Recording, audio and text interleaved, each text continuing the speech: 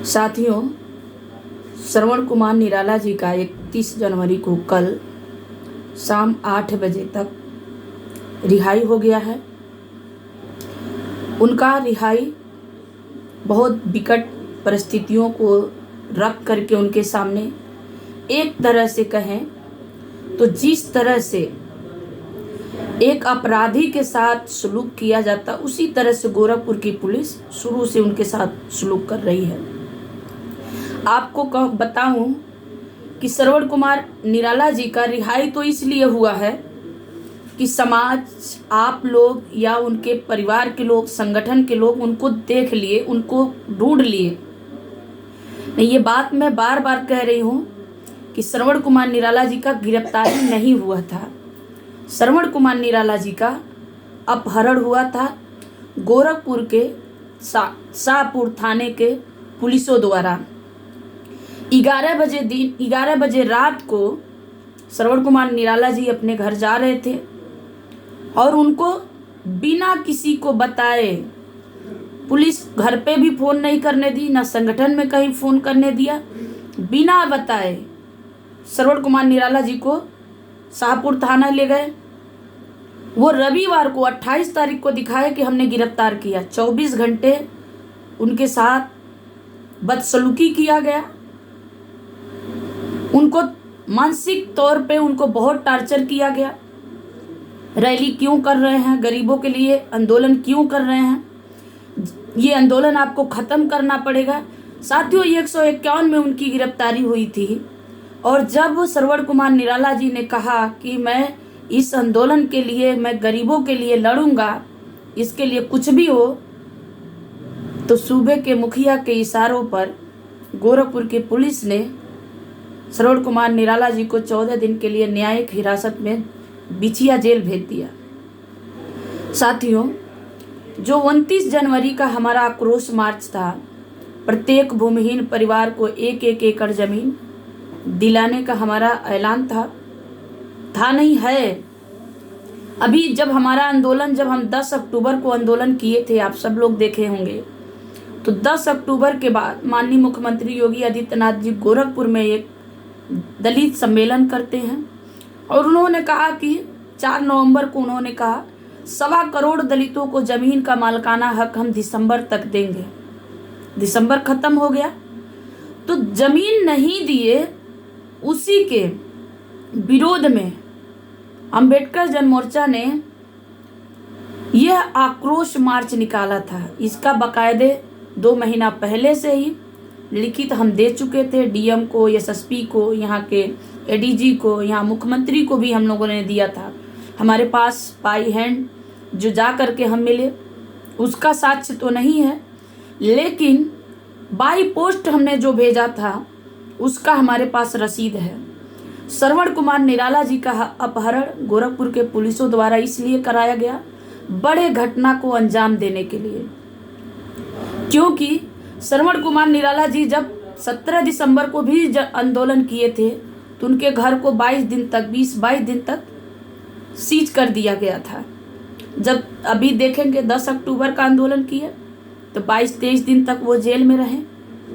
अभी आंदोलन करने का जो 29 जनवरी का हमारा आक्रोश मार्च था, 3 दिन आक्रोश मार्च से पहले 3 दिन 27 को ही पुलिस ने अपहरण कर लिया। अपहरण करने के बाद पुलिस की ये पूरी रणनीति थी कि श्रवण कुमार निराला जी की छवि को खराब किया जाए, या तो फिर ऐसा भी हो सकता है कि आप समझ सकते हैं कि एक सूबे के मुखिया क्या क्या करवा सकते हैं। हो सकता है कि अपहरण करने के पीछे जो बड़ी उनकी मंशा थी, बड़ी उनकी रणनीतियां थी, उनके गाड़ी में चरस, अफीम कुछ भी रख सकते थे या आगे के दिनों में रखवा सकते हैं। अपराधियों से श्रवण कुमार निराला जी को मरवा भी सकते हैं, या फिर जैसा कि आप देखे होंगे 10 अक्टूबर के आंदोलन में जिस तरह से हम आंदोलनकारियों पे 307 लगाया गया था।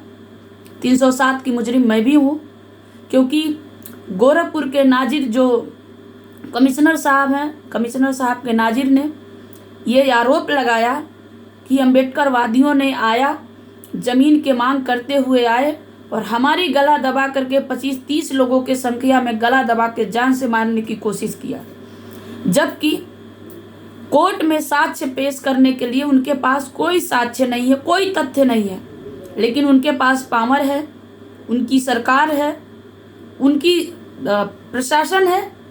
तो उनके इशारे पर प्रशासन माननीय श्रवण कुमार निराला जी के साथ या इस आंदोलन को ख़त्म, गरीबों के आंदोलन को ख़त्म करने के लिए किसी भी हद तक जाने के लिए तैयार है।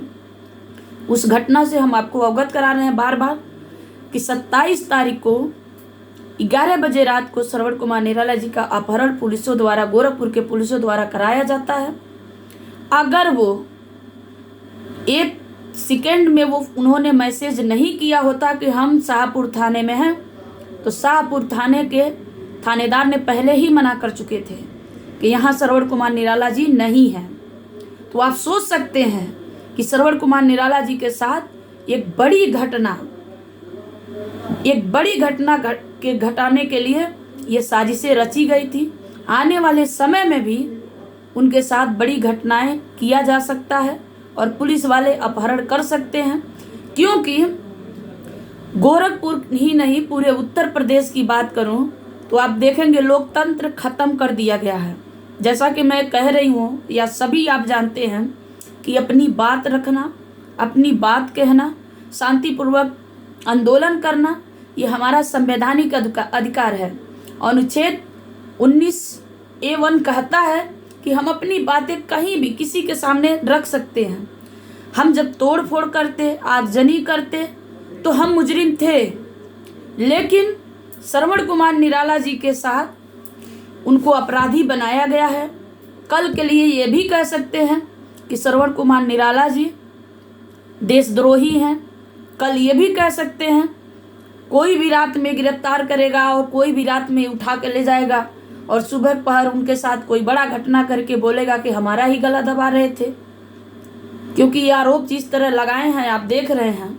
इसलिए साथियों, आप लोगों से आग्रह है कि जितने लोग भी हमारे वीडियो को देखते हैं, हमारे संघर्ष को देखते हैं, अंबेडकर जन मोर्चा के संघर्ष को देखते हैं, प्रत्येक भूमिहीन परिवार की लड़ाई जो है, हम क्यों लड़ रहे हैं ज़मीन के लिए, तेलंगाना सरकार ने दिया, आंध्र प्रदेश ने दिया, तमिलनाडु ने दिया, तो सवाल है उत्तर प्रदेश में 5 किलो राशन क्यों?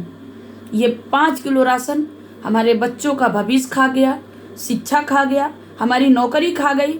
ये 5 किलो राशन हमारा सारी सिस्टम को बर्बाद कर दिया है। इसलिए साथियों, आग्रह है, जहाँ भी हैं, जिस भी क्षेत्र में हैं, आप यदि सामाजिक कार्यकर्ता हैं, वकील हैं, या जैसे भी आप जहाँ भी लड़ाई शिक्षा की हो रही है, जहाँ भी लड़ाई अपने अधिकार की हो रही है, जहाँ भी लड़ाई रोजगार की हो रही है, वो हर लड़ाई में अब आगे आने की ज़रूरत है। माननीय श्रवण कुमार निराला जी का सहयोग करिए, अंबेडकर जन मोर्चा का सहयोग करिए। आप किस संगठन में हैं? संगठन, मैं बार बार कहती हूँ, संगठन या पार्टी तो तब बनाएंगे जब आप खुद भी जिंदा रहेंगे। किस आधार पे आप जिंदा रहेंगे? आपके सारे अधिकार, सारे मुद्दे को ख़त्म कर दिया गया है। इसलिए साथियों, हमारा साथ दीजिए,